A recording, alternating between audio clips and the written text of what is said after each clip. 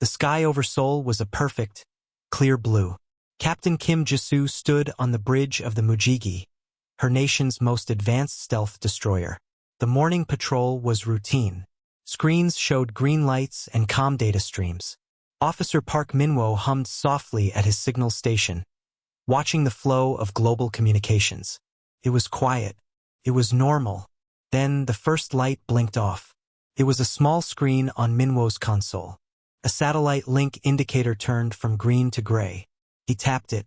"Captain, we have a minor link loss on ComSat 3. Probable solar flare interference." Jisoo nodded, her eyes narrowing slightly. "Keep an eye on it." Before Minwo could answer, a second light died. Then a third. It was like watching a city's power go out, street by street, but happening in the silent vacuum of space. Across the bridge, other officers began to speak up, their voices tight. "GPS is down. I'm losing telemetry from the fleet. All orbital tracking is offline." The blue sky outside the window remained unchanged, but the digital world was collapsing. Jisoo's order was sharp. Switch to terrestrial backups. Use ground-based navigation. Now. It was too late. A wave, silent and invisible, washed over the earth. On the Mujigi, every single screen flickered once, filled with frantic static, and went black. The soft hum of the ship's advanced systems was replaced by the sudden, alarming silence of dead electronics. Only the emergency lights clicked on, casting the bridge in a dim red glow. In her office at the Korea Astronomy and Space Science Institute, Dr. Lee Hanna was reviewing data from a deep space radio telescope. Her screen, filled with the gentle whispers of the universe, suddenly erupted in noise and then went dark. Her computer died. The lights in the hallway outside died. For a moment, there was only the sound of her own breath in the sudden dark. She rushed to the window. The city of Daejeon below was not in darkness.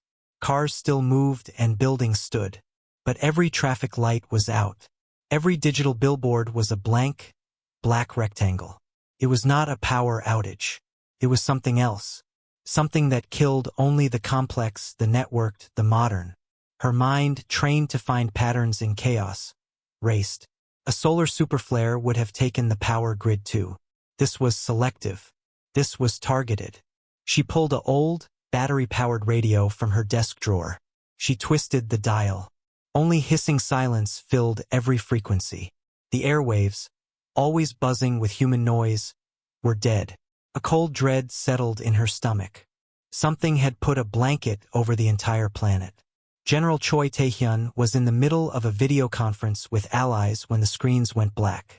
The bunker beneath Ozan Air Base had its own power, but the connections to the outside world were severed. Alarms began to sound, a different, deeper tone than he had ever heard. It was the global priority alert. His aides rushed in with paper reports, their faces pale. "Sir, we have confirmed a total loss of all satellite communication. Worldwide. Military and civilian general. Everything above the atmosphere is gone.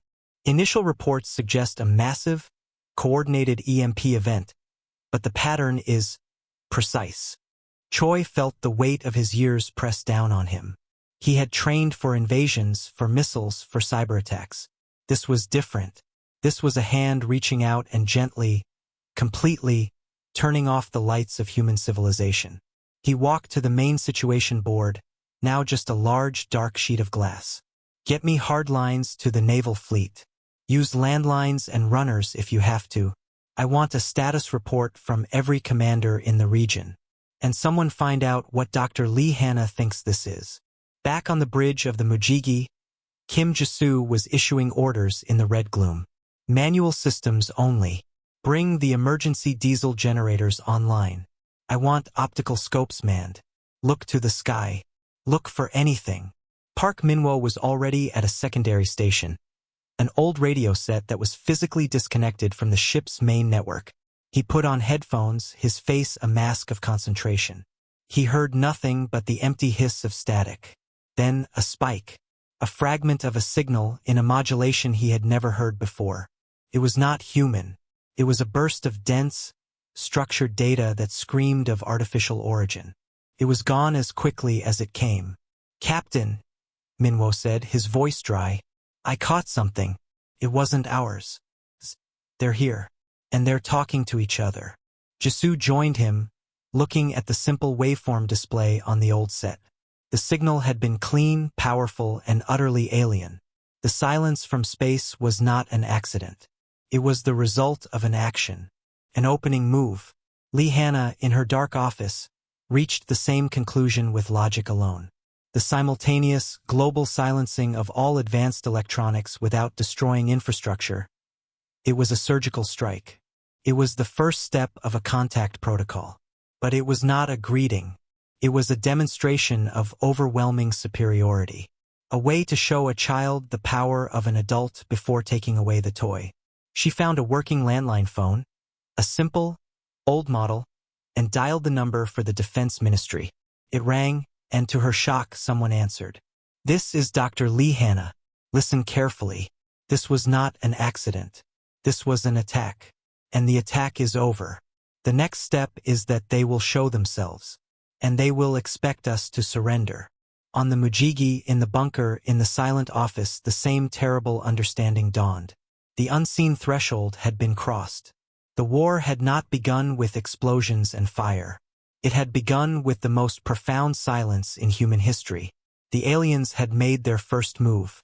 They had turned off the noise. And now they would be waiting for humanity's answer. The silence did not last.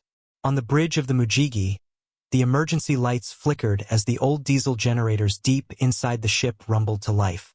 Captain Kim Jisoo watched as a few basic consoles powered up, showing only local mechanical data. The world beyond the hull was a mystery. "Report," she said, her voice calm but firm. Officer Park Minwo worked at a revived but limited station. "We have basic engine control, Captain.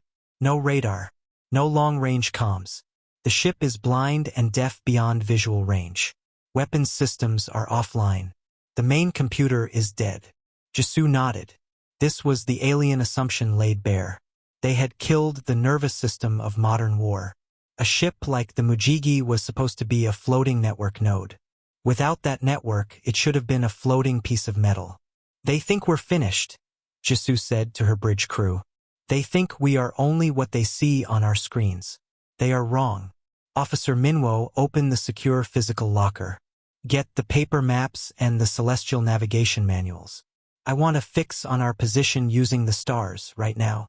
While Minwo and others moved to follow the ancient order, Jisoo picked up a sound-powered phone. A simple tube that used no electricity. She connected to the engine room. "Chief, this is the captain. Can you give me manual control of the 5-inch deck gun?" The chief's voice came back, crackling but clear through the purely mechanical system. "Aye, Captain. The training hydraulics are separate. We can hand crank it. It'll be slow, but we can point it." "Good," Jisoo said. "Have your team ready. We may need to aim by looking through a window."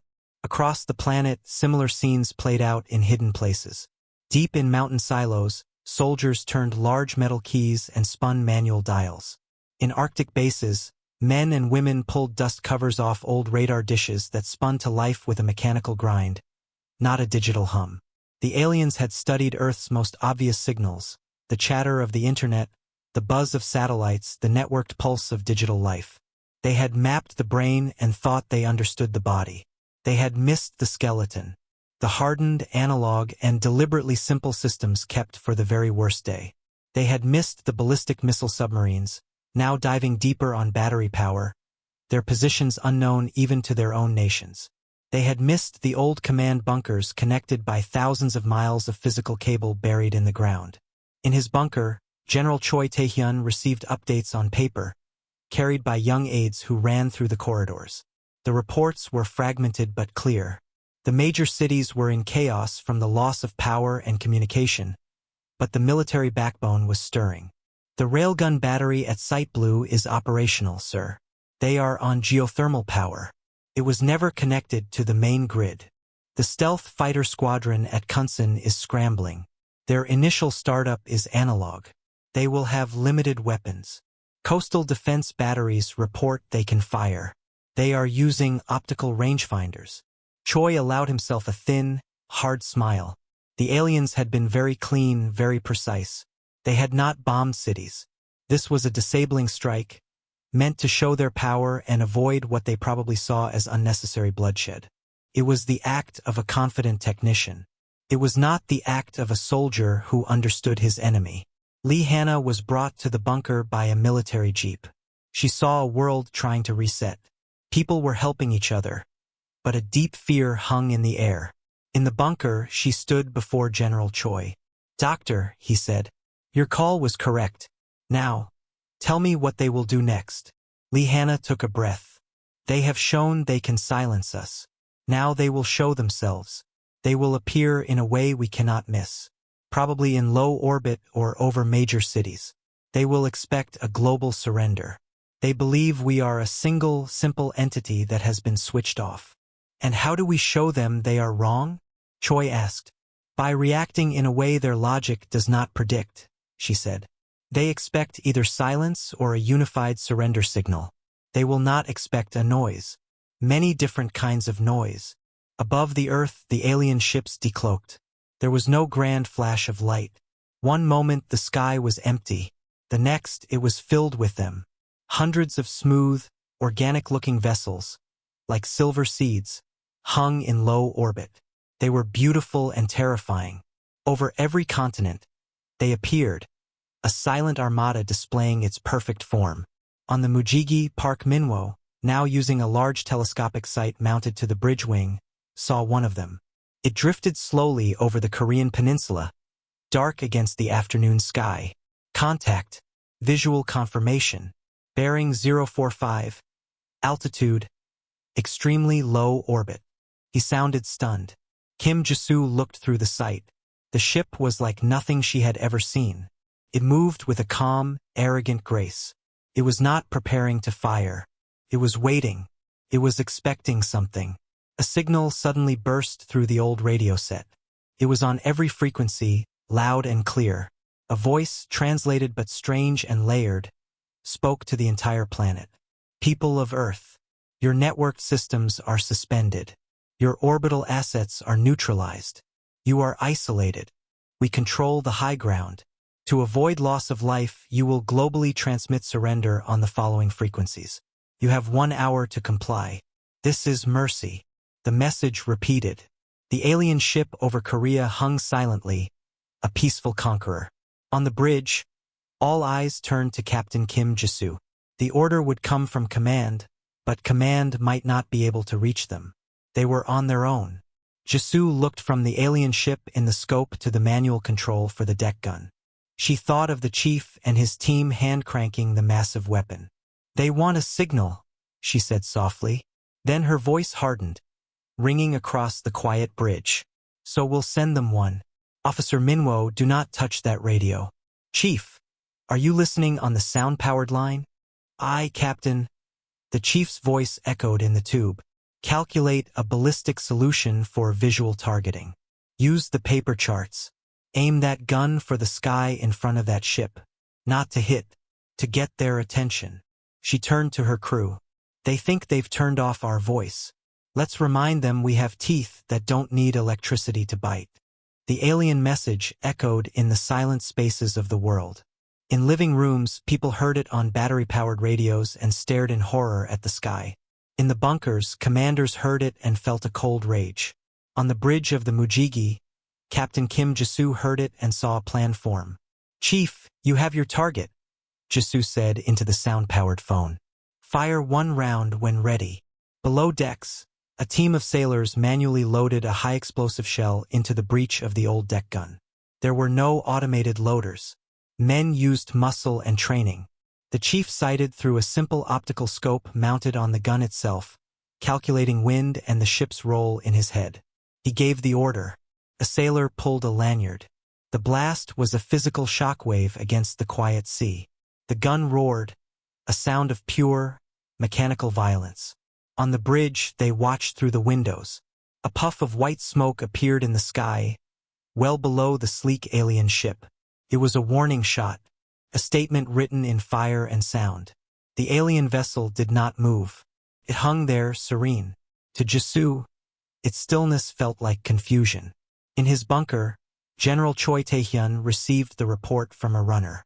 "Sir, the Mujigi has fired a kinetic round from its secondary battery. Visual confirmation. No return fire from the target." Choi nodded. Captain Jisoo had not waited for orders she knew might never come. She had used the oldest language of all, a shot across the bow. "Good," he said. "Now we show them our teeth are not just in one mouth. Send the code to all units on hardened landlines. Operation Rust Storm is authorized. No energy weapons.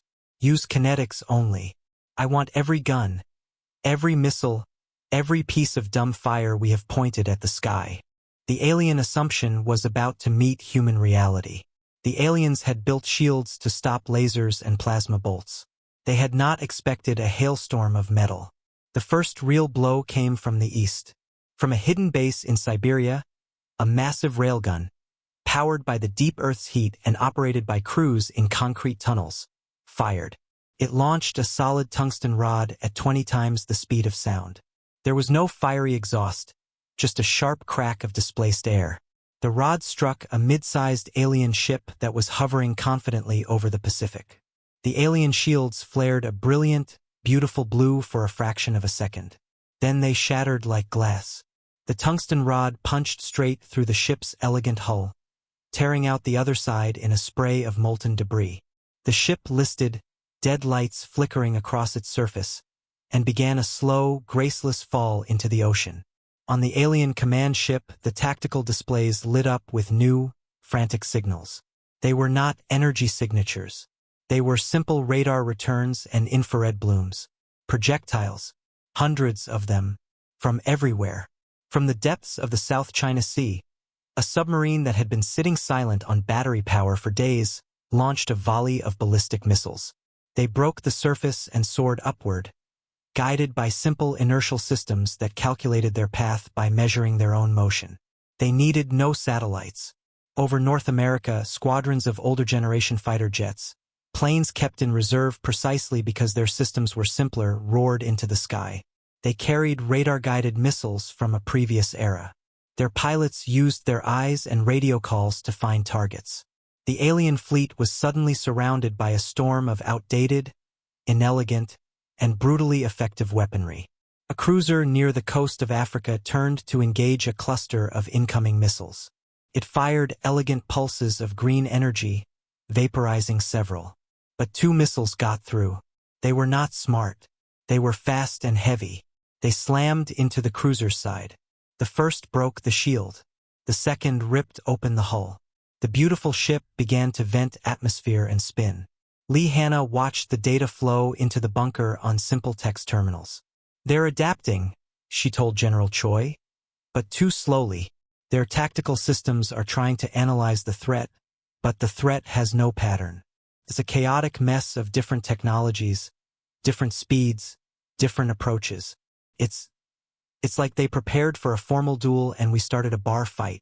On the Mujigi, Park Minwo cheered as he saw the alien ship over Korea finally move. It banked sharply, a sudden and frightened motion. A streak of smoke from a ground-based surface-to-air battery, a system decades old, raced past it. The alien ship fired a defensive beam, destroying the missile harmlessly in the air. "They're scared," Minwo said. Jisoo watched, her face like stone. "They're not scared yet. They're confused. They still think this is a problem they can solve. They haven't realized what's happening. What was happening was a global revelation. Every nation, every military was reacting in its own way with its own tools. There was no grand, unified strategy. There was only 1,000 different answers to the same question, all of them violent. The aliens, who expected to face a single, disabled opponent, were now engaged with a hydra. A new signal came over the old radio on the Mujigi. It was not the calm, layered alien voice. It was a burst of frantic, overlapping alien communications, untranslated. It was the sound of panic.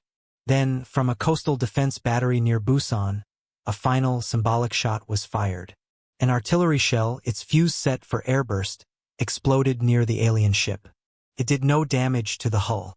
but it filled the space around it with a cloud of spinning, jagged shrapnel. The alien ship's pristine silver surface was scratched and scarred by 1,000 tiny cuts. It was not a crippling blow. It was an insult, a defacement, proof that even the things that could not kill them could still reach out and touch them. In the bunker, Lee Hanna looked at the map showing the chaotic storm of human responses. The alien fleet was no longer a serene armada. It was a group of individuals under a brutal, unpredictable assault. Their shields are failing where kinetics hit, she said. Their strategy is in ruins. They came for a surrender. Instead, she finished, her voice quiet, they got a war they don't understand. On the alien command ship, the atmosphere was no longer one of calm control. The central chamber, a space of soft light and flowing shapes, was now filled with harsh, flashing alerts. The commander watched the tactical display, but the display was a lie. It tried to show order, to categorize the threats. Could not. The human response was not a unified military action. It was a chaotic eruption. The display showed clusters of projectiles, but they were all different. Slow, arcing artillery, fast, straight railgun slugs, dumb rockets, smart missiles from 3 different technological eras. The ship's intelligence systems whirred, trying to calculate patterns, to find the logic in the attack. There was none. It was madness. A junior officer, its multi-layered voice trembling, reported.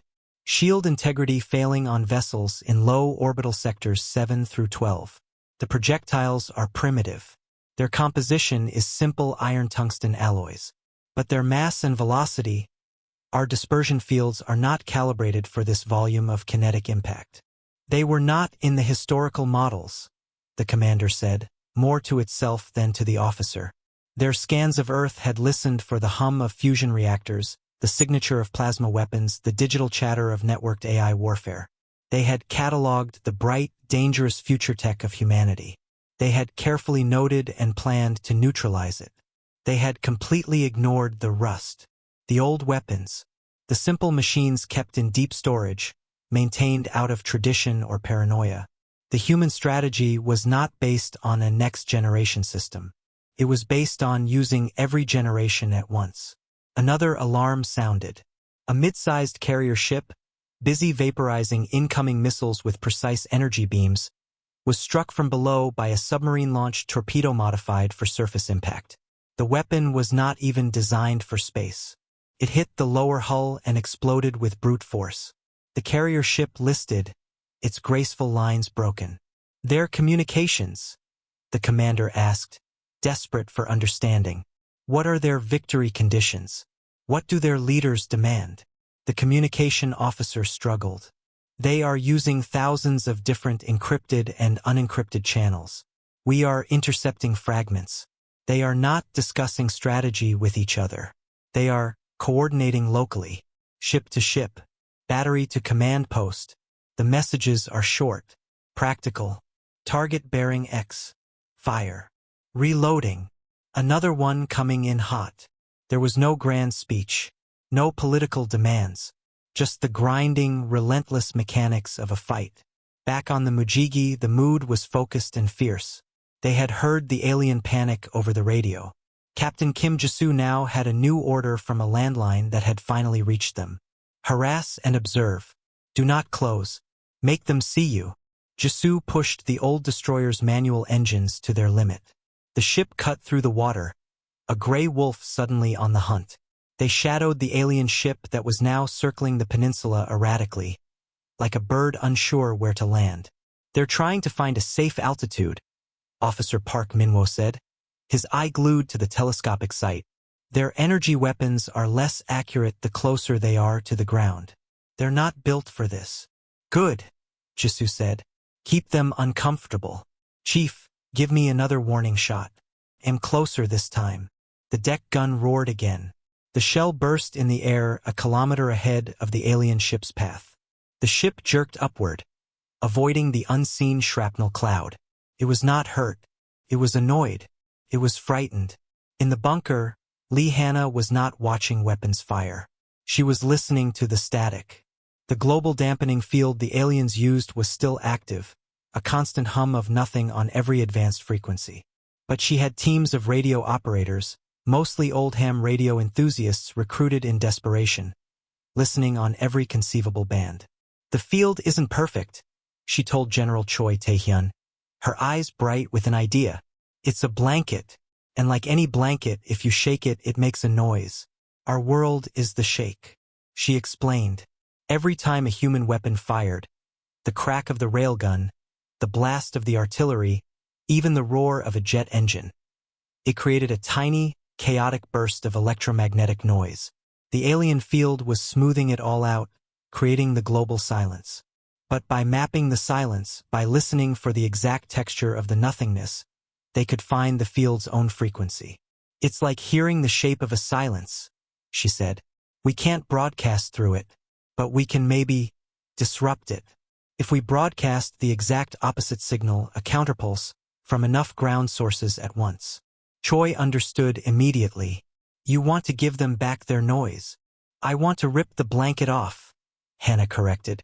The order went out. It was not a weapon. It was an instruction. To every remaining ground-based radio tower, to every powerful military communication array, to every deep-sea cable repeater station. Prepare to transmit a single, screeching tone on a specific frequency. The calculations were done on paper and whiteboards. The timing would be crude, human. Meanwhile, the alien commander was reaching a terrible conclusion. The tactical display showed losses. Ships were damaged. Others were expending too much energy on point defense. The humans were not slowing down. If anything, the attacks were becoming more coordinated as they rediscovered their old, hardwired ways of communicating. The humans were not acting like a cornered, primitive species. They were acting like a swarm that had just discovered its sting was still sharp. "This was a miscalculation," the commander said, the harmonic layers of its voice now discordant with distress. "They were not a single entity to be switched off. They are a collective of violent histories, each one different. We did not fight an army. We woke up every bad memory they ever had of war, all at once." The officer looked at the display, at the hundreds of angry, red projectiles still soaring upwards from every landmass. "What is their objective? They cannot truly believe they can destroy us all." The commander watched as a new type of missile, a crude Scud variant launched from a desert, was effortlessly destroyed by an orbiting destroyer. But the destroyer had to turn to face it, exposing its flank. A moment later, 3 older anti-ship missiles from a coastal battery slammed into that flank. The destroyer's shield failed, and it began to smoke. "I do not think they have a single objective," the commander said, a profound dread settling upon it. "I think they are just fighting, and they will not stop until they are told to stop." It looked at the communication panel. The 1-hour deadline for surrender had passed 20 minutes ago. The humans had not even acknowledged it. They had just started shooting back with everything they forgot they had. The commander made a decision. It was no longer about victory. It was about survival. Open a wideband channel to the planet. Use the translation matrix. Put all of my authority into the signal. Paused, the weight of its failure immense. We must ask them to stop. On the Mujigi, the sound of the old deck gun was a constant rhythm. They had fired 6 more shells. They did not expect to hit the alien ship dancing above them. They were hurting it, keeping its attention, making it waste energy on small maneuvers. Officer Park Min-wo listened to the chaotic radio bands. The frantic, overlapping chatter of the alien ships was now a constant background noise. He could not understand the words, but the tone was universal. Confusion, alarm, urgent reports. Then, a new signal cut through the noise. It was clean, powerful, and on every frequency. It was the same layered, translated voice from before. But it was not calm. It was strained. The words were different. People of Earth. People of Earth. This is the command authority of the visiting fleet. We petition for an immediate ceasefire. We petition for a halt to all hostilities. Please acknowledge. Min-wo froze. He played the message again on the speaker for the bridge. The words hung in the air. Petition. Please. Captain Kim Jisoo lowered her binoculars. She looked at her crew. Their faces were smudged with sweat and soot. They looked just as confused as she felt. An enemy does not say, "Please." "Are they mocking us?" a young officer asked. Jisoo shook her head slowly. "No. You don't mock someone while they are hitting you. That is a real signal. They want to stop." She picked up the sound-powered phone to the engine room. "Chief, cease fire. Hold position." In the bunker, General Choi Tae-hyun received the same message. Runners came in with identical reports from other stations. The alien plea was global, repeated every 30 seconds. Lee Hannah stood beside him, her arms crossed. "It's not a trick," she said. "Their tactical situation is collapsing. They are losing ships. They don't understand our warfare, so they can't predict it. For them, this is a nightmare with no rules. The only logical move is to try and end it." Choi stared at the large, dark situation board. Red markers showed damaged alien vessels. Blue markers showed human batteries still active. The blue dots were fewer, but they were everywhere. A global, stubborn rash. "What do they expect?" Choi asked, his voice a low growl. "That we just stop because they ask nicely? After they turned off our world?" "That is exactly what they expect," Hannah replied. "Because that's what they would do. A superior force shows mercy. The inferior force accepts with gratitude. Their logic is consistent, and it is completely broken." The alien message continued to plead. "We wish to parley. We wish to explain. Cease fire and we will send a single, unarmed delegation to a location of your choosing. We petition for mercy." The word mercy echoed. It was the word they had used in their first demand. They had offered mercy from a position of strength. Now they were asking for it from a position of weakness. Across the world, the human response was not unified. Some batteries, hearing the plea, held their fire. Others, fueled by rage or cut off from command, did not. A volley of missiles rose from a hidden base in the Andes. An alien frigate, already damaged, tried to evade. It was too slow. 2 missiles struck its engines. The ship spiraled down, a trail of dark smoke marking its fall into the jungle. The sight of a falling alien ship, a tangible victory, was transmitted over shaky video links. It spread through cities where people huddled around car radios. A roar went up in the streets of Mumbai, in Nairobi, in Buenos Aires. It was not a cheer of strategy. It was a raw, primal sound of survival, of a predator that had bitten back. This seemed to panic the aliens even more. Their command ship began to move, climbing to a higher, safer orbit. But even that was a signal. They were retreating. On the Mujigi, Jisoo got a new message through the landline. It was from General Choi himself, his voice faint but clear on the old field telephone. "Captain, they have requested a meeting point. We have designated the demilitarized zone at Panmunjom. They know its history. They understand its symbolic weight as a place for uneasy truce. You are the closest capable command. You will provide security and escort for their delegation shuttle. Do you understand?" Jisoo understood. They were to host the surrender or the explanation or whatever this was. "Yes, General. We understand." "Good," Choi's voice crackled. "Do not let your guard down, but show them a disciplined face. Not the face of the swarm, the face of a soldier who has chosen to stop fighting." For now, the alien fleet had mostly pulled back to a high orbit. The rain of human projectiles slowed, then trickled to a stop. An eerie, tense quiet settled over the planet. Not the electronic silence of before, but the quiet of 2 boxers leaning on the ropes, bleeding and exhausted. The alien commander watched from high above. The tactical display was a mess of damage reports. The humans had stopped shooting, but the silence from below felt more threatening than the noise. It was a watchful, dangerous silence. "The delegation shuttle is ready, Commander," an officer said. The commander felt a deep, shameful fear. It was not fear of destruction, but fear of the unknown. They had profiles on human politicians, scientists, generals. They had no profile for what had just happened. They were about to go down into the nest of the swarm, to speak to the creature they had so badly misunderstood. "Send it," the commander said, "and keep the channel open. If they destroy the shuttle, then we will finally know the true nature of what we have awakened." Below, Kim Jisoo guided the Mujigi closer to the coast. She looked at her crew. They were no longer just sailors running a machine. They were the first human faces these aliens would see up close after the war. She ordered them to clean their uniforms to stand straight. "They asked for mercy," she said to them. "We will show them our strength. And part of our strength is knowing when to stand still and when to listen." She looked out the window at the empty sky where the shuttle would descend. "Be ready for anything." The silence was a physical thing. On the bridge of the Mujigi, the only sounds were the low rumble of the engines and the quiet breathing of the crew. They were anchored off the coast, a gray sentinel in the calm water. All guns were manned but not aimed. The order was to watch and to wait. Captain Kim Jisoo stood at the window, her hands clasped tightly behind her back.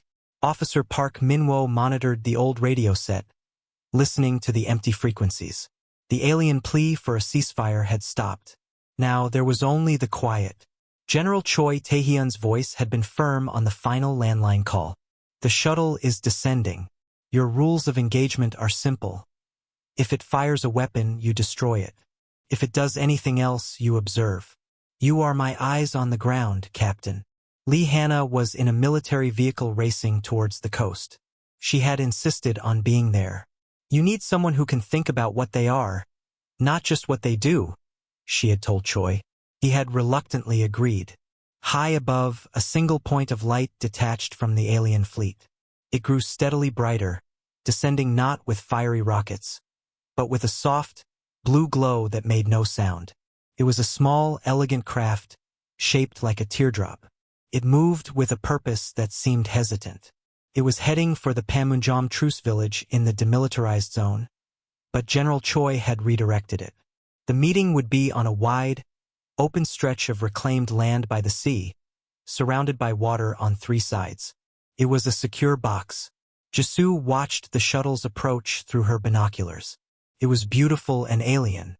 It slowed to a stop, hovering a meter above the cracked concrete of the landing area. The blue glow faded. For a full minute, nothing happened. Then, a seam appeared on its smooth side. A ramp extended, touching the ground without a sound. 2 figures appeared. They were tall and slender, with grayish skin and large, dark eyes. They wore simple, silver suits. They did not carry visible weapons. They moved slowly, carefully down the ramp. Their heads turned, taking in the sight of the warship in the bay. The armed soldiers positioned behind barriers, the helicopters circling in the distance. They looked afraid. Jisoo, accompanied by a squad of her most stern-faced Marines, approached in a rigid-hull inflatable boat. She stepped onto the concrete, her boots loud in the quiet. The 2 aliens watched her. One of them, slightly taller, took a step forward. A device on its chest produced a translated voice. It was the same layered voice from the broadcasts, but softer, thinner. "We are the delegation. We are unarmed. We seek to speak with your leadership." Jisoo stopped a few meters away. She stood straight, her face calm. "I am Captain Kim Jisoo of the Korean stealth destroyer Mujigi. You are speaking to our leadership. State your purpose." The aliens seemed to process this. "Captain." A frontline warrior was their first contact. This was another break from its expectations. We have made a grave error," the translated voice said. "The attack was not an act of conquest. It was an act of measurement and fear." Lee Hannah's jeep screeched to a halt nearby. She got out and walked quickly to stand slightly behind Jisoo, her eyes fixed on the aliens, studying their posture, their movements. "Measurement for what?" Jisoo asked. Before the alien could answer, a low hum filled the air. From all around the bay, from every radio tower and military array for miles, a single screeching tone erupted. It was a painful electronic scream. Lee Hannah's project, the counterpulse. The effect on the aliens was immediate and violent. They flinched, their long fingers going to the sides of their heads. The taller one stumbled. The device on its chest spat out static. For a moment, the dampening field that had smothered the earth flickered. Somewhere a car alarm went off. A radio in a distant guard post blared to life with a burst of music. Then, the screeching tone stopped. The artificial silence rushed back in, but it was wounded now. The blanket had been torn. The alien looked at Lee Hanna, then at Jisoo, with something like awe and terror. You understand the field. You disrupted it. We poked it, Lee Hanna corrected flatly. Now answer the captain's question.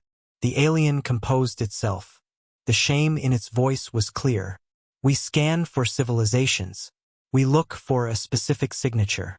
A level of technology that is unified, networked, advanced in a clean, predictable way. Your world had that signature. It was bright and loud. We believed you were a young, cohesive technological culture. It paused, its large eyes looking at the Mujigi, at the old artillery pieces visible on the shore, at the determined face of Kim Jisoo. We were wrong. You are not one thing. You are layers. You have the bright new tools, but you keep the old ones. You do not discard your past. You build on it, even the violent parts. Your response was not a unified military action. It was a historical echo. Every war you ever fought speaking at once. We did not plan for that. We could not plan for that. Jisoo crossed her arms. So you attacked us because we looked advanced, but you thought we were simple. And now you are asking for mercy because we were not simple enough. The alien bowed its head slightly. It was a gesture of defeat. Yes, the attack was meant to disable you, to make you seem like a less appealing target. We did not wish to destroy you. We wished to hide you. Lee Hanna's breath caught. Hide us from what? The alien looked up, and its dark eyes held a depth of fear that needed no translation. From what is coming? We provoked the wrong bear. And now we must tell you that there is a wolf at the door. A wolf that does understand only one thing: consumption. And your world, with its chaotic, resilient, unpredictable violence. It has just shone a very bright, very loud light in the dark. The alien delegation stood on the concrete, small before the might they had accidentally awakened. They had come to ask for peace from the very monsters they had created in their own minds. And they had just told those monsters that a bigger predator was now looking their way. Captain Kim Jisoo looked from the frightened aliens to her ship, to her country behind her. The war was over. In 3 hours they had won. But as she listened, a cold feeling settled in her stomach. This was not a victory speech. It was a warning, and the real fight, it seemed, might still be ahead. The wind off the sea was cold. It swept across the concrete landing area, whipping at Captain Kim Jisoo's uniform. The alien's words hung in the air, heavier than any weapon. A wolf, Jisoo repeated, her voice flat. The taller alien nodded slowly, its large eyes reflecting the gray sky. A species we call the Devourers. They move through the galaxy. They seek ordered technological civilizations. They absorb their energy, their networks, their essence. They leave husks. We are refugees from worlds in their path. Our strategy was to find younger civilizations like yours and gently wound them, make them seem broken, unappetizing, a spoiled meal. We thought we were offering you a chance to survive, in a diminished form. Lee Hanna stepped forward, her scientist's mind cutting through the horror to the logic. You were going to cripple us, to save us, to hide you, the alien said. But we miscalculated your nature. You did not become a wounded animal. You became a hive of hornets. The light you shone today was not the clean light of a single advanced fire. It was the wild, scattered light of 1,000 different fires. It is a different kind of signal, one the Devourers will also see, and they may find it interesting. General Choi Taehyun's voice crackled over the radio in Jisoo's ear. She had left the channel open. He had heard everything from the bunker. Captain, ask them what they want now. Jisoo relayed the question. So you failed to hide us. What is your petition for mercy for now? The aliens seemed to shrink. For alliance, or for a head start. We will leave this system. We will run again. We ask that you do not pursue us with the violence you have shown. And we beg you to prepare. They will have seen the energy signatures of our clash. They will come. Not tomorrow, but they will come. Silence fell again, broken only by the distant cry of a seagull. A normal sound in a world that was no longer normal. Lihanna looked at Jisoo, then past her, to the Mujigi. She thought of the old deck gun firing, the railguns in Siberia, the submarines in the deep. She thought of the chaotic, beautiful, stubborn mess of human history piled up like a wall. You came looking for a shield, Hannah said to the alien, her voice quiet but clear. You wanted to put us in front of you, but you didn't find a shield. She paused, letting the cold truth settle. You found a mirror, and you showed us what we really are. In the bunker, General Choi listened. He looked at the maps, at the reports of the old weapons that had saved them. He thought of the cost, of the fear, of the anger that still burned in his chest. The aliens asked for mercy. They asked to run. Part of him wanted to say no, to make them pay for the terror they had caused. But the soldier in him saw a bigger picture. He keyed his microphone. Captain Jisoo, tell them this. They have 3 hours. The same 3 hours they gave us. To leave our solar system. If any of their ships remain after that, we will not show mercy. We will finish what they started. And we will keep their technology from the shuttle as a consultation fee. Jisoo heard the iron in his voice. She relayed the message. The alien delegation bowed again, deeper this time. It was a gesture of profound thanks and profound shame. We understand. We will leave. And we will transmit what data we have on the devourers to you on a simple frequency. Use it or ignore it. Without another word, they turned and walked back up the silent ramp into their shuttle. The blue glow returned. The craft rose, silent and graceful, and shot upwards, becoming a star, then a speck, then nothing. Jisoo, Hannah, and the Marines stood watching the empty sky. The immediate threat was gone. The world had been given back its noise. Soon lights would come on. Screens would flicker. The digital age would restart. But nothing would be the same. On the slow boat ride back to the Mujigi, Lihanna spoke. They were not monsters. They were just scared and wrong. Jisoo kept her eyes on her ship. Scared people with power are the most dangerous kind. We know that. We are that. She finally looked at Hannah. He called them a consultation fee. What did he mean? Hannah managed a thin smile. He means we get to take their shuttle apart. We learn. We add their layer to our pile. Back on the bridge, Officer Park Minwo had a message waiting. It was from General Choi, for the captain's eyes only. Jisoo read it. The order was simple. The Mujigi was to take the alien shuttle, now being secured by a special team, under tow to a secure naval yard. Then, she and her crew were to stand down. To rest. They had done their job. Jisoo folded the paper.